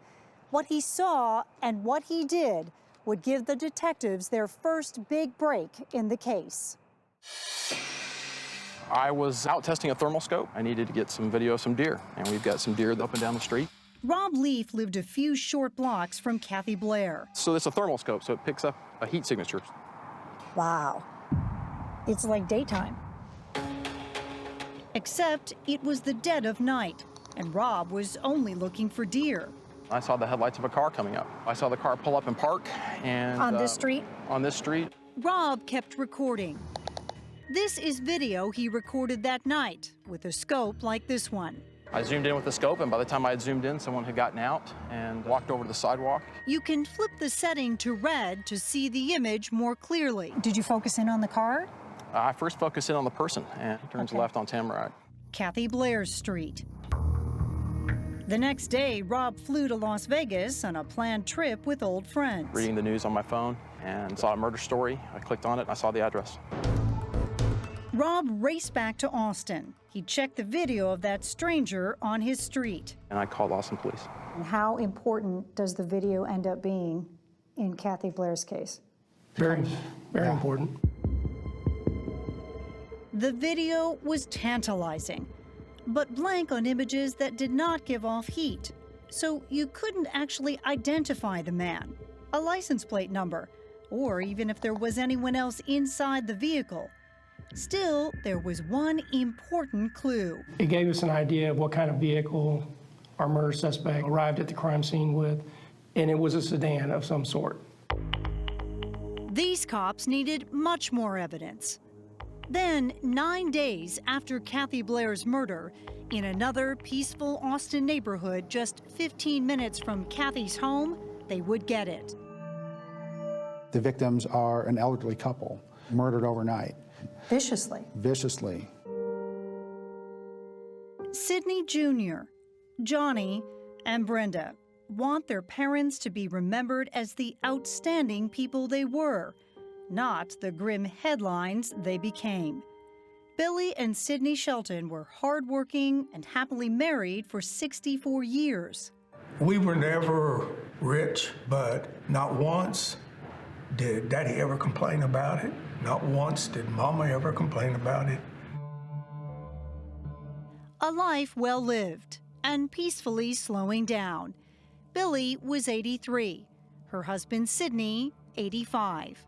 These are sweet people that'll, send you on the road with some cookies. Home nurse Dow Catrola was making her scheduled visit on December 15, 2014. I knocked, nobody answered. Front door was splintered. It was clearly had been busted open. Dow nervously headed to the Sheltons' modest bedroom. And their room had been ransacked. And then to the left, I saw him on the bed, and I ran. I just turned around and I ran. Sidney and Billy Shelton had been beaten and stabbed. The knife is still present Yes. in one of the victims. That's correct. Is it clear that it's also a burglary? Yeah, I was seeing some of the same things. The same things found at Kathy Blair's murder scene, starting with an empty jewelry box. And again, the drawers were pulled out, they had been emptied and stacked. 3 people had been slaughtered in their own beds. The crime scenes were eerily similar, and investigators were privately wondering, was there a serial killer loose on the streets of Austin? If word gets out that there's a serial killer, it kicks it to an entirely different level. So investigators kept their worst fears to themselves. But why would any killer target Kathy or Billy and Sidney, who cops determined didn't even know each other? None of these people had any enemies that we could figure out. What is it that connects these people together besides the killer? Every lead was chased down. Then, almost 3 weeks after Kathy was killed, the name of a stranger surfaced. Tim Parlin. He'd done yard work at Kathy's house, and a friend reported Parlin was weird and rude. I go to our computer system. It was a simple and easy search. Tim Parlin had spent decades in prison. And he stole jewelry. And he stole jewelry. Specifically jewelry. At night. Are you hopeful at this point? Yeah, I am. So this is the in-town suites. Tim Parlin, where he was living at the time the murders happened. Israel and Scanlon went to look up the lifelong convict. The detectives snapped these photos of Tim Parlin. I told him, we're homicide detectives. So he asked us a few questions as well. About the murder? Well, yeah. Like, so how'd she die? Wow, that's bold. Stuff like that. He's sussing it out to see what we know. Cat and mouse. It is. Parlin spoke to the cops in the hotel's parking lot, but when they asked to see his room, he refused, claiming his wife was inside and asleep. And you drive away, and what's the conversation? I said, this is our guy. You did? Yeah, and Derek says, I don't know yet. A return trip to the in-town suites just a few days later pays off. Parlin wasn't home, but his wife was. Explain what we were investigating, and she knew the Sheltons. His wife knew the Sheltons. Tim Parlin's wife knew the Sheltons from church, and Tim Parlin had worked in Kathy Blair's yard. It was tenuous, but it was a connection. She gave us permission to search the apartment. Did you find anything? We did, a pawn receipt. This is that pawn receipt. For a piece of jewelry, a nugget pendant. And it turns out that pendant belonged to Kathy Blair. It was pawned on the same night that Kathy Blair was murdered. We found out that his sister had a green Toyota. Parlin had been using his sister's car, a green Toyota. Its outline appeared similar to the car in Rob Leaf's video, and one caught on security footage approaching that Austin pawn shop less than 24 hours after Kathy was murdered. We took it, we had it towed. Towed and tested. On the passenger seat, traces of dried blood. Blood belonged to Kathy Blair that was in that car. Austin was on edge. Kathy Blair was found dead inside her home, hoping for an arrest. The wait for justice has been troubling for her students, family, and friends. My name is Hema Muller, and I'm an anchor at CBS Austin News. It was very, very shocking in the community, and it was really unsettling. But now justice was closing in on one man, Tim Parlin. But you're thinking one guy still. Oh, yeah.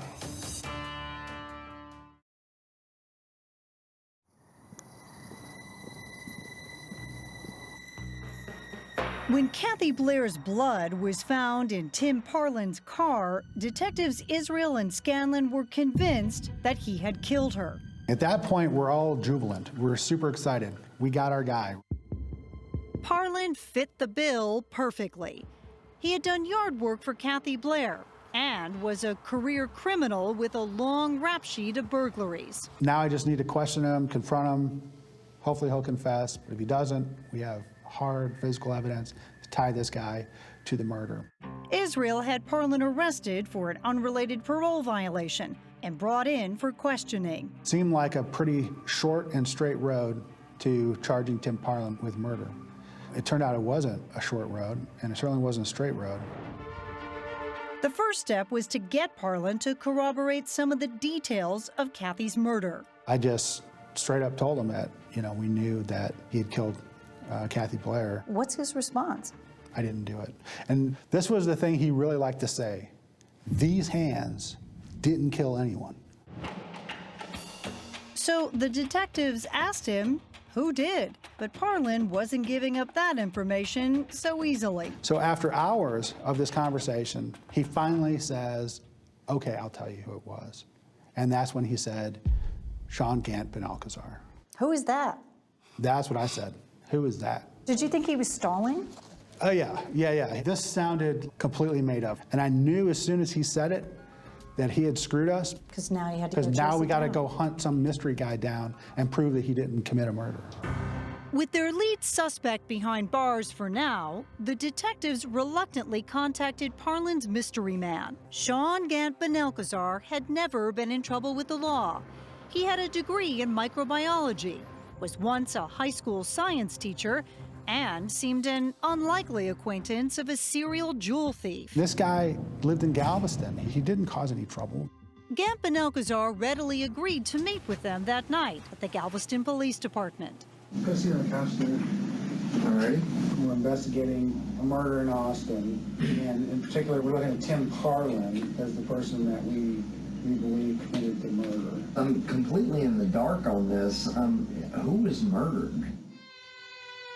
He tells the detectives he barely knows Parlin, that he just met him a few months earlier when his sister began dating Parlin's nephew. So we started talking, okay, well, when's the last time you were in Austin? Well, I've been in Austin a few times the last month. He was in town during the weekends of both of those murders. And on top of it, he was staying with Tim Parlin. The thing is, honestly, I want to help you guys out because this guy, wolf in sheep's clothing, basically, didn't tell me anything about his past. And I'm starting to feel like he set me up like a patsy or something. The detectives knew from Parlin's criminal record that he did have a history of being a master manipulator. Did Tim ever approach you about doing burglaries? And before long, the mystery man who initially said he knew nothing slowly started to crack. Gant Benalcazar now says he was sitting in the car when Parlin went into Kathy Blair's house. So where are you sitting in the car? Passenger seat. Well, if he's sitting in the passenger seat, then why is there blood in the passenger seat? But Gant Benalcazar had an explanation.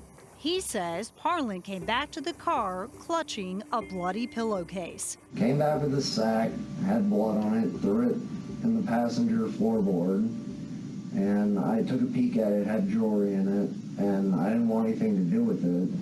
When did you figure out that it had something to do with the murder? The fact that it had blood on it was not a good sign. Then, about 4 hours into the interview, No, I'm just wondering, use the restroom. as he walked down a hallway, And he was walking in front of me. I looked up and it just, I got a chill because I was like, that's the same walk as the guy in the video. remember that spooky thermal video that the cops think accidentally caught Kathy Blair's killer ambling down the sidewalk? It's just the broadness, the deliberate steps. I thought it was him. I definitely believed it could be him. Was it actually Gant Benalcazar and not Parlin who had gone into Kathy's house? We started pursuing, the line of questioning along the lines of maybe he was in the house.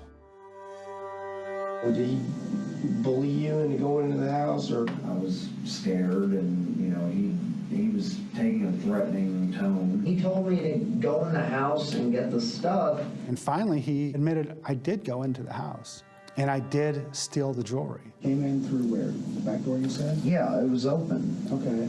Open, unlocked? Unlocked, yeah. I looked around and kind of prowled and snuck through quietly. I turned on a couple lights in rooms where I didn't see her. I found the room where she was, and she was fast asleep. That was the room her jewelry box was in. Okay. And so I opened the jewelry box, took the stuff out, put it in the thing. Maybe he went back, I don't know, but I didn't kill her.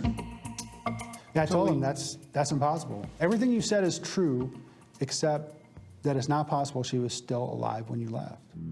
And I explained that the person who turned on those light switches you talked about turning on, the person who removed that pillowcase you talked about removing, the person who removed those drawers you talked about removing, that person had Kathy Blair's blood on his hands.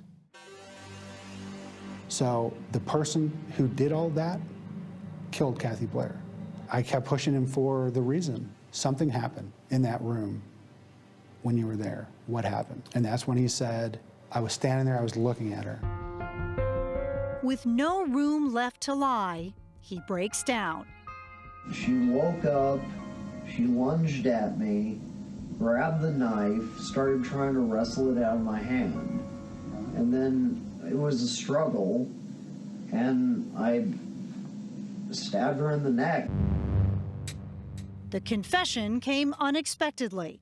The witness was now the prime suspect. We had gone to clear the guy, and instead he confessed to capital murder. Gamp and Alcazar kept talking and claimed that after murdering Kathy Blair, he handed off her jewelry to Parlin. You didn't get to keep any of it? No, he didn't give me anything. I got nothing. You're gonna have to ask him where he fenced it.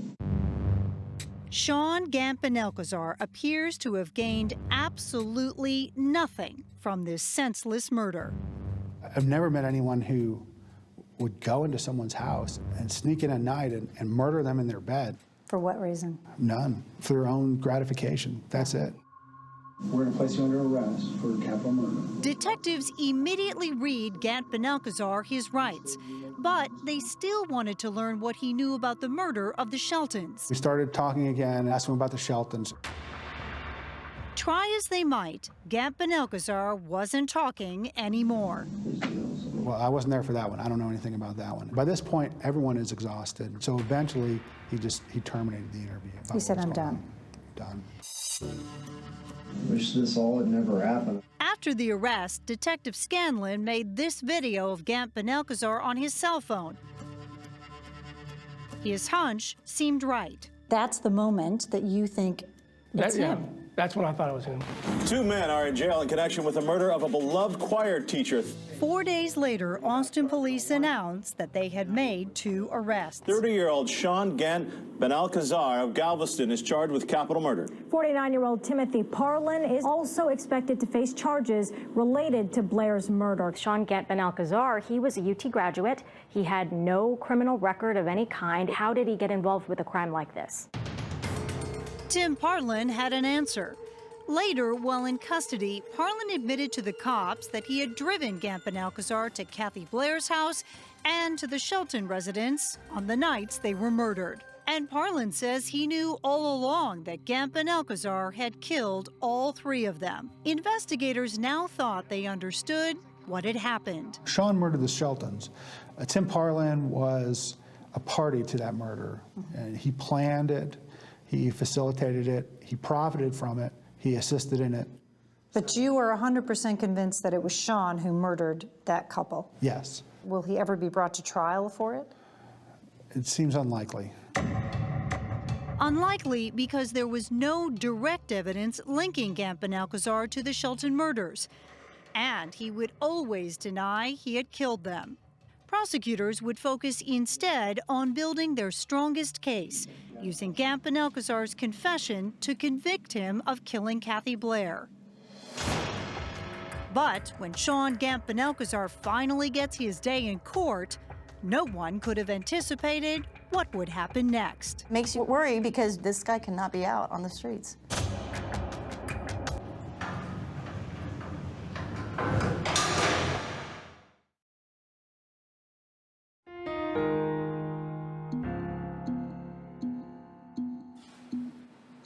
Okay, good morning, ladies and gentlemen. We're here to start the trial in the state of Texas versus Sean Gant Ben-Alcazar this morning. 3 years after Sean Gant Ben-Alcazar confessed to the murder of Kathy Blair, his trial begins. Did then and there intentionally commit murder by causing the death? You never know what a jury's going to do, but it was a very, very strong case. You're all here today. Assistant DAs Andrea Austin and David Livingston present the state's case. The man who sits among us in this courtroom, the defendant, Sean Gant Ben-Alcazar, is Kathy Blair's killer. How hard was it to be there during that trial? It was really hard. There were some pictures throughout that I saw that I can't unsee.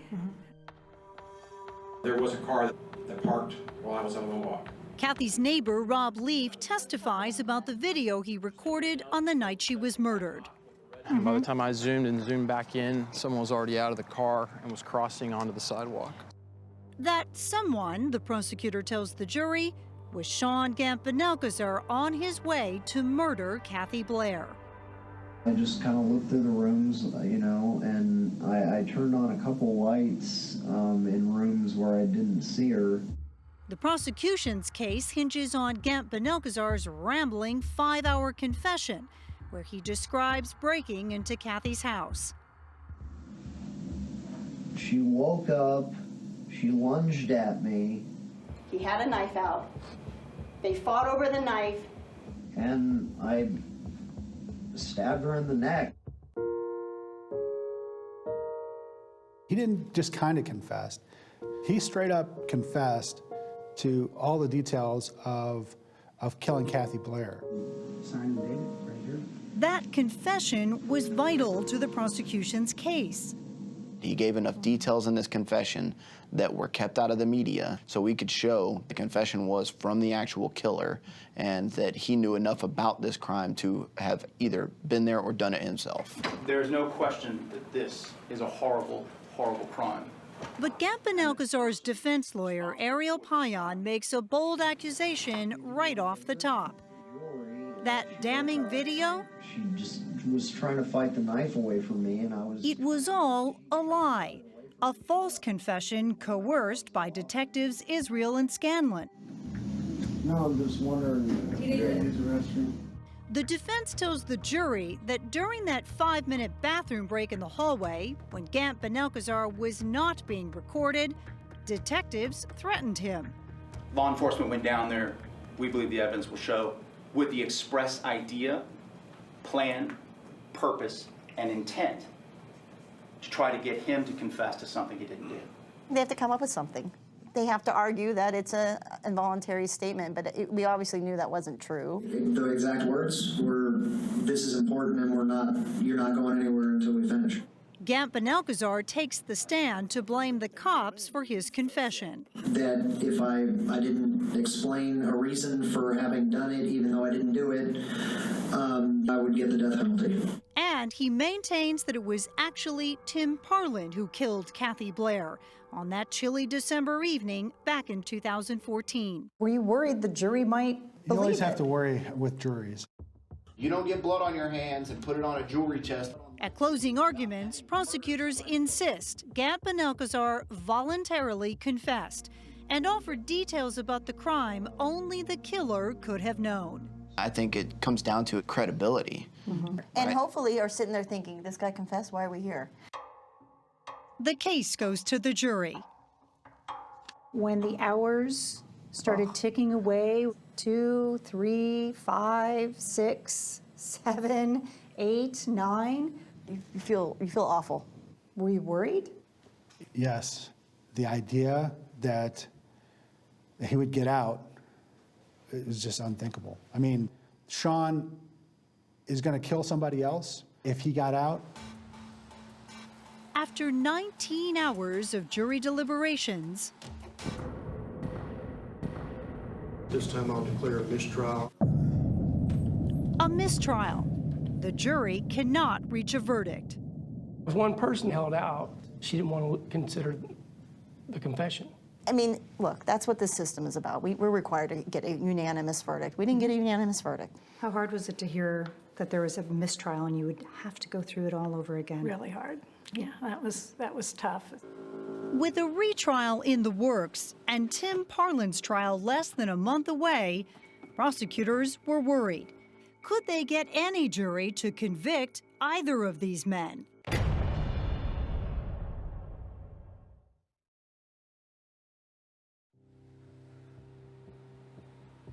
Good morning. This man, Timothy Parlin, knew that Sean Gant would go in and murder Kathy Blair. With Sean Gant Benalcazar's mistrial still fresh in her mind, prosecutor Andrea Austin is determined to put Tim Parlin away for life. He stands trial for both the murders of Kathy Blair and the Sheltons. In Texas, if you were part of the crime, then you are also guilty of that crime. You can convict him even if you don't believe he stepped foot inside that house. Because he was there and he participated. Correct. I'm going to ask you to find him guilty of capital murder. Detectives were convinced Gant Benalcazar had killed the Sheltons, but had no evidence to charge him with their murders. So Tim Parlin would prove to be an easier target for prosecutors. Parlin admitted he drove Gant Benalcazar to both murder scenes, and the car Parlin was driving had Kathy Blair's blood in it. Oh, he did much more than sit in the car. He's the one who targeted Kathy. He's the one, for whatever reason, said, hey, you know what, this would be a good person for you to murder. Good morning, ladies and gentlemen. Parlin's lawyer, Keith Lauerman, argues that despite his client having confessed to driving Gant Benalcazar to both murders, there is no evidence placing Parlin inside the two houses. He never set foot in either one of these houses. And at the very end, you're going to realize that this man and those hands never participated in any murders. After a 9-day trial, the jury doesn't take long to reach a verdict. We, the jury, find the defendant, Timothy Parlin, guilty of the offense of capital murder. Guilty. Parlin is sentenced to mandatory life in prison without the possibility of parole for his role in the murders of Kathy Blair and Sidney and Billy Shelton. 5 months later, Gant Benalcazar went to trial a second time for the murder of Kathy Blair. The nerves were much higher the second round. Well, there's a lot at stake. There's a lot at stake. The vehicle parked on the side of the street. That it wasn't in front of a house.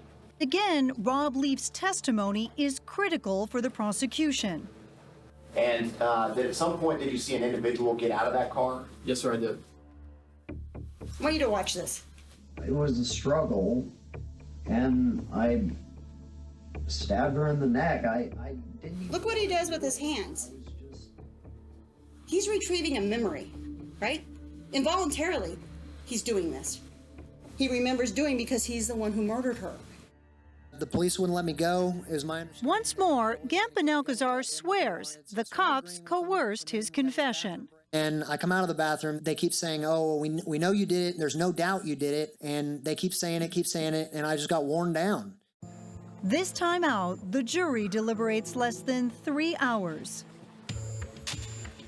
We, the jury, find the defendant, Sean Gant Benalcazar, guilty of the offense of capital murder. We poured our emotions out into this case. It was justice delayed and, yeah. But delivered. But delivered.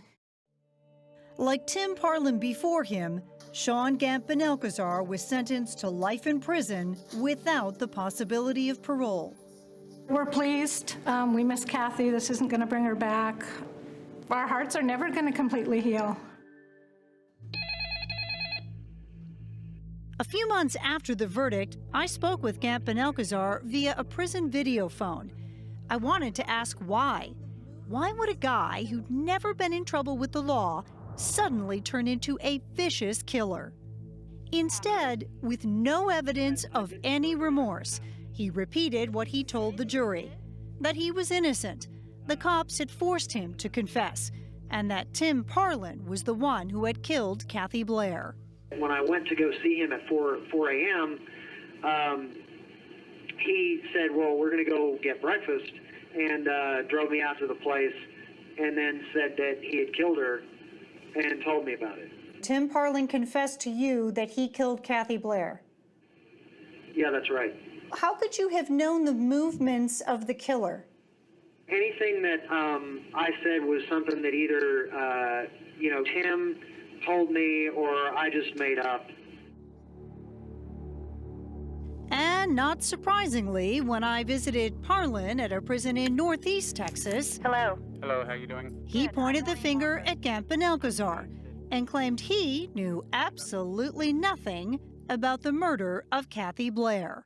After Sean viciously kills Kathy Blair, gets back in your car and drives away, and he goes back to Galveston. He never said a thing. Never said a thing. He never said. Then he comes back. Stone cold individual, actually. Right. You've been described as the master manipulator. That you talked him into doing it. My IQ is very low, and I have a big heart. I don't believe that. It is. It's very low, actually. And I have a big heart, so I'm not the mastermind behind anything. You're just a big teddy bear behind bars? Yeah, pretty much. Rob Leaf is the accidental hero of this story, someone who never knew he'd be called upon to help solve a murder. And you ended up leaving the neighborhood. I did. Needed a change. I did, absolutely. I would not be where I am as a professional actor and musician without her influence. Kathy Blair's student, Kristen DeGroot, is moving to New York to pursue her dream of a career in music. One of my greatest regrets is that I never was able to tell her that she did this for me. How proud do you think she would be of you? I hope she'd be really proud of me. They're just evil people. In the end, there's just two broken human beings who, basically put a path of destruction through, two families.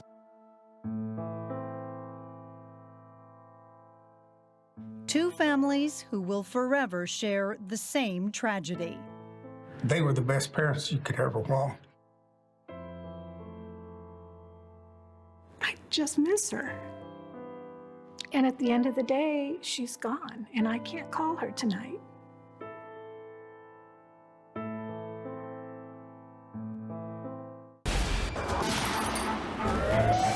"48 Hours.